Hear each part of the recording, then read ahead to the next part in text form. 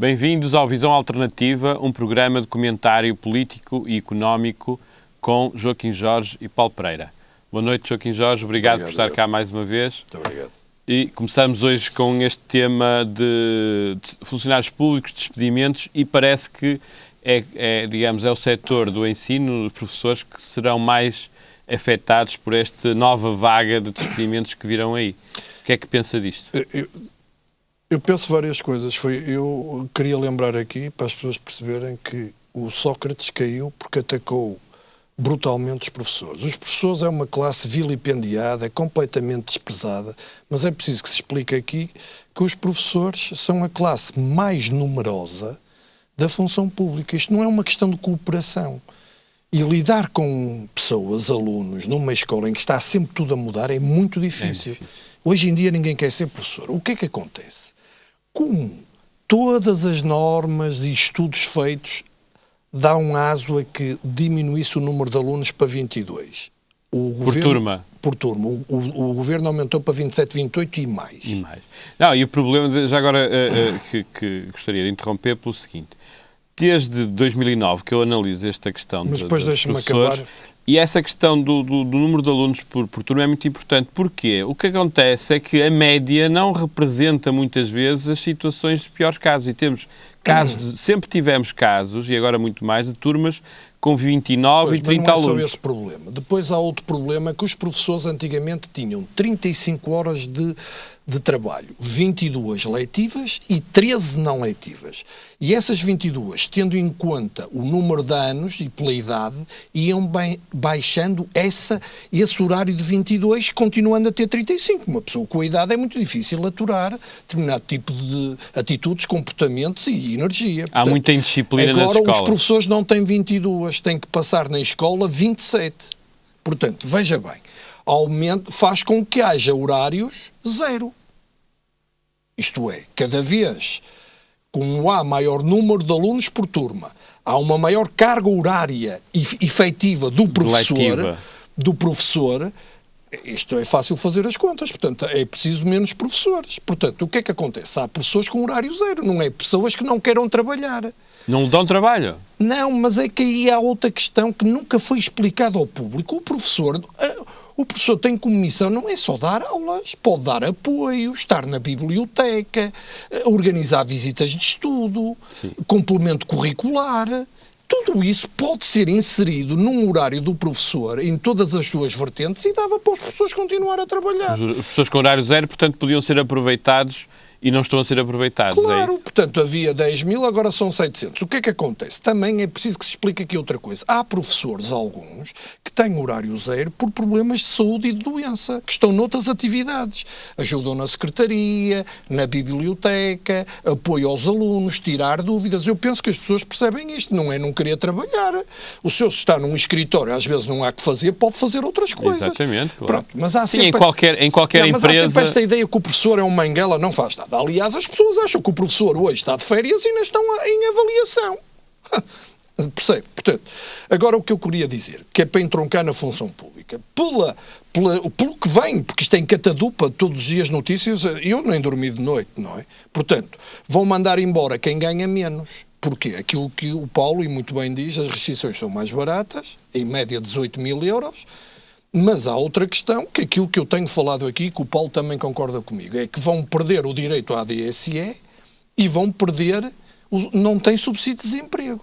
Pois, isso é um grande imbróglio, não se percebe bem, até porque, mas já houve, digamos, já houve alguma argumentação, e que é a minha argumentação desde há 2 ou 3 anos também, que na verdade, basta congelar as admissões, não é necessário... Mas já estão, fizeram-lhe à vontade. Não, porque se as admissões tivessem sido congeladas no início de 2011, ou seja, no início da crise, não é? Quando começámos a ter problemas de financiamento, foi no final de 2010, princípio de 2011, se as admissões na administração pública e parapública, portanto, nas empresas públicas, tivesse sido congelada, neste momento não era necessário gastar dinheiro que não há, porque não temos dinheiro para pagar as indemnizações, temos que pedir esse dinheiro emprestado.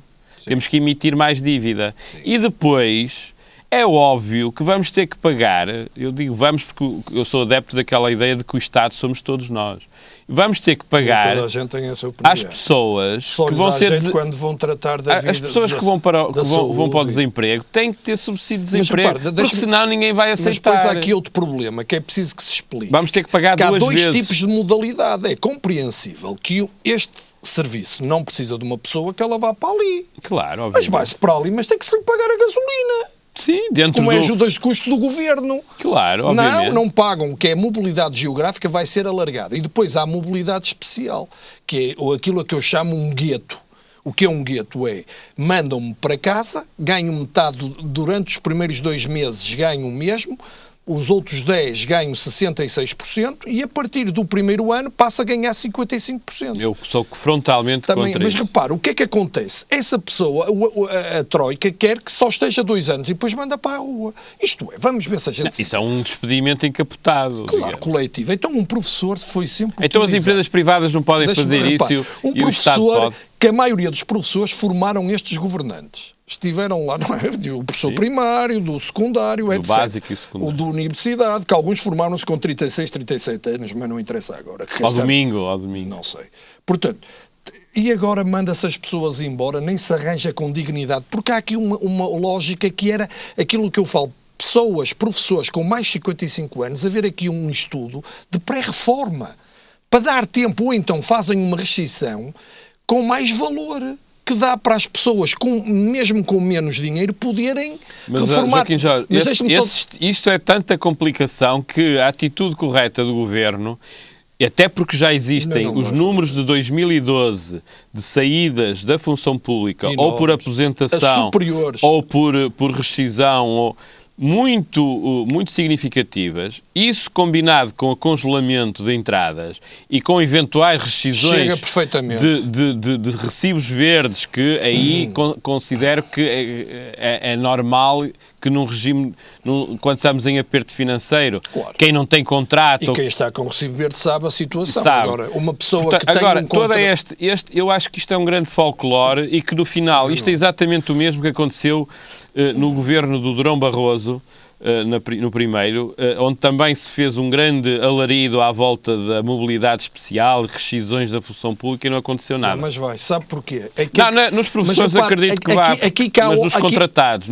Aqui há outra razão espetacular, que é que as pessoas têm que perceber que ao rescindir um funcionário público de carreira, que é professor de nomeação definitiva ou do quadro de nomeação definitiva, ou um funcionário qualquer, deixa de fazer descontos, deixa de ter ADSE, deixa de ter subsídio de desemprego e depois a reforma dele é muito menor. Só quem não perceber isto... Sim, eu acho que não vai ser... Isto é esvaziar completamente... Repare, uma coisa mas vai ter que pagar indemnizações. Bastava deixarem de comprar carros. Claro, bastava de deixar... De subsidiar a RTP. Porquê é que se continua a subsidiar a RTP? Isso faz-me rir. Isso até por acaso... E agora vamos ao tema seguinte, que é a contratação pela RTP do José Sócrates. Então o Sócrates é o grande culpado, segundo dizem, não sei, eu deixei de falar mal do Sócrates, do grande despesismo. E agora contrata-se uma pessoa que, segundo o Miguel Relvas, tem que viver a RTP com a taxa do audiovisual e as receitas. Só se a vinda do Sócrates era uma grande receita. Então uma pessoa que gastou dinheiro do erário público volta para aqui e paga por nós. Por nós. É inconcebível. Isto é inconcebível. Bem, realmente o Belmiro tem razão. Isto é o carnaval. Quer dizer, Eu não entendo como é que o governo... Mas há aqui outra coisa espetacular. É que o PSD não deve estar muito preocupado. Porque quem deve estar preocupado com a vinda do Sócrates é o PS. Claro, isto é uma manobra do PSD e de uma parte do PS a desestabilizar, tentar destabilizar e desviar as atenções da crítica ao governo. Muita gente, quando o Sócrates saiu, estava melhor do que agora. O Sócrates, a estratégia dele é o PEC 4 e dizendo que se fosse... Mas eu conheço. Vai falar no PEC 4 que se fosse aprovado não vinha o Ninguém acredita nisso. Ninguém acredita no José Sócrates. A quantidade de pessoas que acreditam no que o José Sócrates irá dizer na televisão é mínima. Bem do Sócrates, é de morrer a Não, eu não digo bem do Sócrates. Olha que é temível isso. E depois tem outra coisa, é que ele corre por ele, não corre pelos outros. Sim, mas não, tudo mas isto... é que as pessoas constatam. Alguém acredita que a RTP contratou José Sócrates sem ter havido um entendimento político com o ministro da pasta responsável? Não sei, mas sabe outra coisa que eu acho? O António Costa, afinal, quando exigiu esta deambulação e toda esta encenação que fez, já sabia que o Sócrates ia voltar. Porque ao exigir... Ou pelo menos imaginava. Ao exigir que a moção do PS, a líder, conjugada a António Costa com Seguro, tivesse lá que o legado de Sócrates não foi mau, já estava a prever... Eu não sei como é que o Seguro se vai safar no meio disto tudo. É difícil.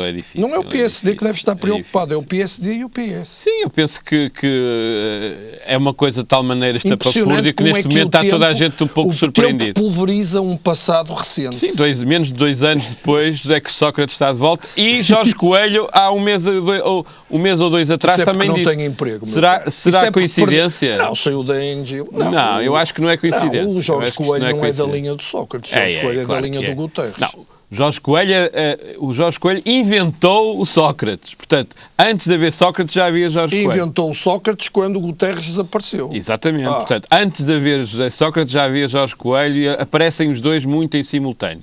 Acho que vai ser interessante. Acho que é muito interessante. Não, isto faz-me lembrar, porque o Sócrates ascendeu ao poder quando tinha um programa na SIC com o Pedro Santana Lopes. Exatamente. Quem lhe deu a mão foi o Pedro Santana Lopes, que está super arrependido, que eu já falei várias vezes com ele, porque o Sócrates na altura era um desconhecido. Ou certo? pouco conhecido. Não era desconhecido, mas era pouco conhecido. Já tinha sido ministro. Sim, mas pronto, não tinha a projeção que tinha um Pedro Santana Lopes, que estava farto de ganhar tudo e mais alguma coisa, e nós conhecíamos o Pedro Santana Lopes de animar congressos. Eu gostava de congressos por causa do Pedro Santana. Quando ele entrava, aquilo aquecia, enchia a sala. Sim, Pedro Santana Lopes é do tempo do Sá Carneiro, portanto. Claro. Portanto, e depois vai voltar, não sei. Eu não sei o que é que isto vai ser. Vai ser interessante, não sei.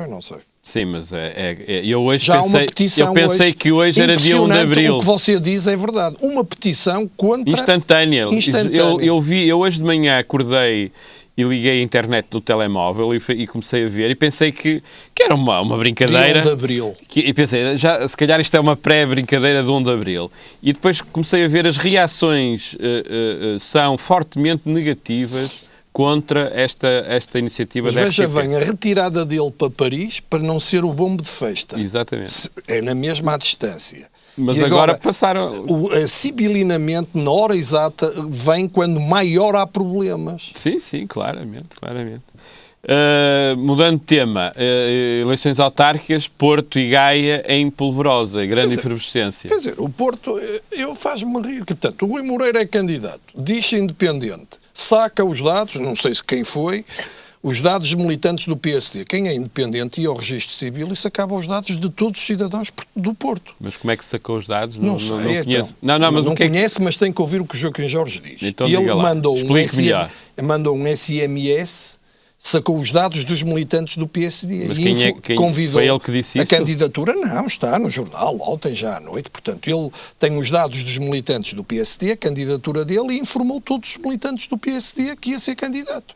Portanto, um candidato independente, o que é que deveria fazer? Pedir a informação de todos os cidadãos do Porto, isto é, do CDS, do PCP, do Bloco de Esquerda e dos independentes. Assim não. Esta candidatura... Isso mete-me imensa confusão. Parece-me um fé-diver. Não é um fé-diver, é a luta Rui Rio, Luís Filipe Menezes em bastidores. Porque o problema... Ou alguém terá fornecido uma lista de telefones em que incluía... Não, que já há um processo de crime porque os dados são confidenciais, só podem ser dados... Claro, obviamente. Repare, depois, eu não tenho aqui nada contra o Rui Moreira, mas acho que estas coisas não estou habituado nele, este tipo de coisas não são precisas. Eu penso que ele não terá nada a ver com isso, sinceramente. Não tem nada a ver com isso, mas beneficiou disso e teve conhecimento disso. Portanto, a luta aqui, Menezes, Rui Rio, o Rui Rio é assim, tudo vamos fazer para que o Luís Filipe Menezes não seja eleito. Portanto, o Luís Filipe Menezes está numa caminhada. Eu não percebo, cada dia que passa eu acho que ele ganha mais força. Porquê? Porque é tudo contra ele. É o Tribunal, é o Rui Rio, é candidaturas, é isto, é aquilo. Vá lá que ele agora tem tido uma atitude que eu gosto, que é falar de ideias, projetos, isto do bolhão já é conhecido, mas pronto, o subterrâneo, depois estacionamento, falar maneira... do repovoamento, é isso que ele tem que falar. Sim, e deixar-se de colonização. E acho que agora a campanha vai animar... Agora, o Pizarro bate palmas, de pé.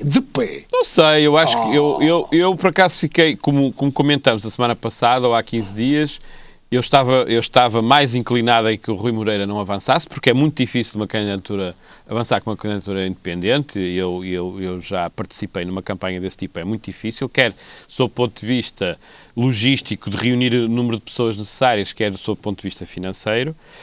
Ele avançou. Eu acho que é sempre bom haver diversidade de candidatos. Claro. E, portanto, vai ser importante também para o Porto, porque obriga a comunicação social e o país em geral a dar mais atenção ao Porto. E o Porto e o Norte saíram novamente indicadores que demonstram e que mostram que continuamos a ser fortemente prejudicados, e isto pode ser uma fórmula de subirmos a parada e termos gente na Câmara. E durante a campanha é muito importante que estes temas de desvantagens que temos tido aqui no Norte e no Grande Porto em relação à capital... A política e o Porto não são eleições, estou farto disso, desculpa. Não. Eleições são muito importantes, porque a Câmara do Porto é muito importante. Bem, mas há muito mais coisas para além de eleições, era fazer um trabalho de sapa... Mas o Rui Moreira tem intervido socialmente e politicamente... Não, em termos cívicos, em termos de Mas você está na candidatura do Rui Moreira? Não estou porque... Mas o problema, o que eu quero dizer... Não quero estar... Primeiro, nem voto no Porto. Mas deixe-me só dizer uma coisa. A questão aqui das eleições é que só nas eleições é que há estes estalidos, e devia de haver sempre. Não, eu acho que não. O caso do Rui Moreira, participou... Desculpe lá, tem muitas as ideias iniciativas, depois ficam tudo em águas de bacalhau. Mas tem tido muitas iniciativas de debate político, económico e social ao longo destes anos, muitas mesmo. É das pessoas que têm intervido mais. Joaquim Jorge também. Há várias personalidades aqui no Porto que, como o Joaquim Jorge diz muito bem, a política não se pode esgotar na campanha eleitoral. Claro. Tem que ser contínua e os problemas... Então você está-me a dizer uma coisa. O Rui Moreira já tinha projetado esta candidatura há muitos anos. É isso que me está a dizer. Não, ele próprio já tinha dito isso há muitos anos, que gostaria um dia de ser candidato à Câmara do Porto. Eu acho que ouvi dizer isso pessoalmente aqui há uns 3 anos atrás. Portanto, penso que vai ser uma campanha interessante e vai ser bastante bom para o Porto. Não tenho... Nunca acho uma campanha interessante. Sinceramente, prefiro... Acho um forró-bodó, e em tempo de crise vou analisar bem os gastos. Vou analisar muito bem os gastos. Em termos táticos, em termos pessoais, considero 2 bons candidatos, quer o Menezes, quer o Rui Rio. O candidato do Partido Socialista não conheço. E há o do PCP, que é o Pedro Carvalho. Do PCP... Que é um rapaz novo que substituiu o Rui Sá. Sim. E se segurar 10% Rui Sá, o Rui era capaz de votar no Rui Sá por o conhecer, se votasse no Porto. Também tinha muitos anos de tarimba na linha da frente. Não? Mas considero que o Porto vai estar... Já reparou que nestas candidaturas todas a brincadeira não há candidato? O CDS não tem candidato? Penso que tacitamente apoia o Rui Moreira, ou grande parte, ou uma boa parte... Mas não tem lá a sigla. Sim, mas uma boa parte dos militantes do CDS penso que apoiarão o Rui Moreira.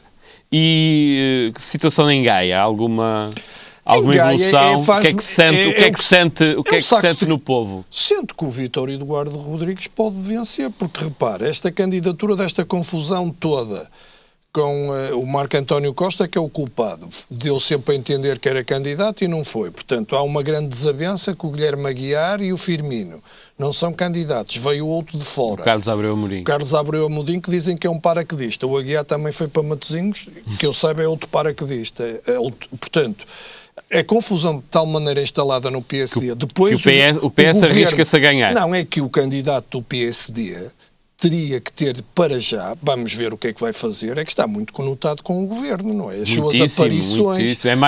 É mais troiquista que a Troika. Tinha que ser, foi candidato, foi escolhido a deputado. Tinha que ser, não deixa-me acabar. Claro que sim, foi numa lista de deputados. Mas ele é independente, não precisava de ser tão alinhado radicalmente com a linha do governo. Mas foi escolhido pelo partido, tem que dar o corpo às balas, não é? Pois, você sabe como é que se faz a lista de deputados. Sim, mas depois de ser Paulo, desculpe, não é? Portanto, tem que mostrar serviço. Mas foi candidato em Viana, agora vem para cá. Ele é independente. O programa do PSD não foi cumprido por este governo. Tem todas as condições para não ser tão alinhado. Eu não quero dizer que seja contra o governo. Olha, o Marco António Costa raramente fala. E quando fala é de assuntos sociais. É inteligente. Sim, mas o Marco António Costa não é tão troiquista como o Carlos Abreu Amorim. O Marco António Costa gostaria de ser o Miguel Relvas. Ele está à espera que o Miguel Relvas caia, não é? Sim, não sei.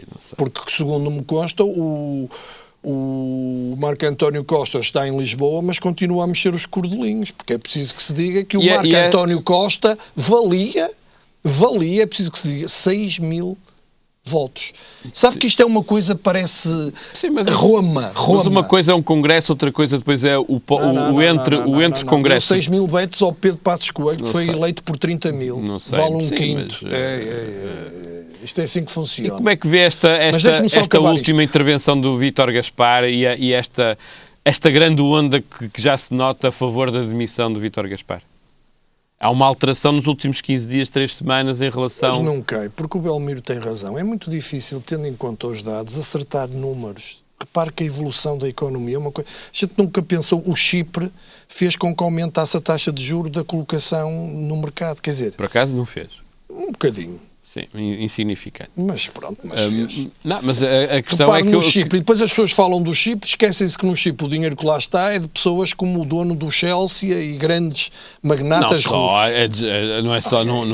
O dinheiro que lá está é tanto que não é só tanto como isso. É um bocado, essas coisas dizem-se às vezes... a gente ver um corralito em Portugal, isto é, o meu dinheiro ser confiscado, não é? Não foi na Argentina e noutros países, não é?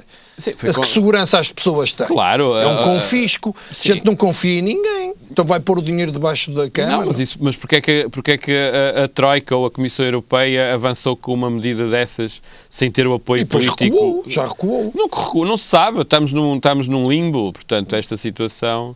Mas portanto, à questão do Vítor Gaspar, eu sinto uma alteração em termos de sentimento muito grande nas últimas semanas. Aquela aura de que, apesar de politicamente não ser ter grande fotogenia ou grande capacidade de comunicação, mas era considerado como tecnicamente competente. Eu acho que essa aura de competência caiu drasticamente nas últimas semanas. Eu sempre achei que ele é um Mr. Bean, ao contrário. O Mr. Bean estava sério e não me fazia rir. Sempre que vejo este homem associo a cortes, aumento de impostos. Põe a mão, sempre que vê a televisão põe a mão na carteira. Mas não leva mal, o Pedro Passos Coelho resguarda-se muito. Sim, claro, tem aqui um bom escudo. É um bombo autêntico. É um bom escudo para o Primeiro-Ministro. Mas não acho que não seja competente. Eu acho que também, não sei. Como último tema, a presença de Belmiro de Azevedo no Clube dos Pensadores na segunda-feira teve depois grande repercussão na imprensa por causa de que ele afirma que precisamos ter salários baixos. Eu já trabalhei na SONAI e, portanto, fiquei muito admirado porque na altura, isso já foi há mais de 20 anos, na altura não era nada disso que se promovia dentro das empresas onde ele é acionista. Não foi nada disso. Ele disse que, tendo em conta a economia atual, e eu percebi isso, que era preferível manter o salário, que era utópico subir o salário, manter ou baixar um bocadinho, para a empresa não falir e logo que haja... E ele não estava a falar em geral, estava a falar dos casos onde as empresas estão em dificuldades. Exatamente. Não é? Eu estou à vontade, tenho pessoas de família e quando vieram embora receberam o dinheiro todo e acima da média e com os direitos todos. Sim, claro. Agora, se as pessoas criticam, depois há outra coisa. No clube, a mim mete-me imensa confusão, se me permite falar isto. O que estava aqui em causa era o 7º aniversário do clube. A minha ideia, não sei qual é a ideia das pessoas, porque as pessoas vão ali, não pagam nada, estão ali, podem fazer perguntas, se arranjarem outro sítio melhor que vão. Claro. Estão sempre a dizer mal, não gostam, não vão. Não vão, obviamente. Ninguém obriga a ir ali, ninguém, não há compromisso nenhum, eu namoro com as pessoas. Se elas querem namorar comigo, que bom, agora não me vêm para lá aos berros e tratar-me mal. Eu procurei trazer uma pessoa que cria emprego e riqueza. Foi essa a minha ideia. Sim, não é estar a ver a vida dela ou a conduta dela. Há 50 anos é um tribunal. Claro, nem pode ser. E eu, ao convidar uma pessoa, eu não sou... E uma pessoa com o currículo do Belmiro de Azevedo e com os anos de gestão e de empresariado não pode ser analisado em 20 minutos. A mim acusam-me de os partidos me dar dinheiro. Depois era o Miguel Relvas, o governo, que me dava dinheiro. Agora é a SONAI. Bem, deixa ver quem é esse. Isto faz-me rir. Sim, mas é importante que normalmente o Clube dos Pensadores é mais, digamos, mais virado para políticos e pouco para empresários. É porque o Joaquim Jorge não convida empresários ou porque eles não querem... mais difícil. Eu tenho muita... Ou porque não é fácil convidar as pessoas têm a sua agenda, acha que o Belmiro de Azevedo precisa de ir ao clube para ser notícia e falar? Mas basta convocar a imprensa, claro, não é? Sujeitar-se a estar ali connosco. Mas eu acho que há uma certa curiosidade e há dificuldade de compreensão também por parte do público em geral. Mas eu tenho feito isso. Repare, já o ano passado trouxe o Alexandre Soares Santos. Também disseram que não sei o quê, o Pingo Doce. Quer dizer, mas no cômputo geral foi uma boa... O 7º aniversário foi uma boa...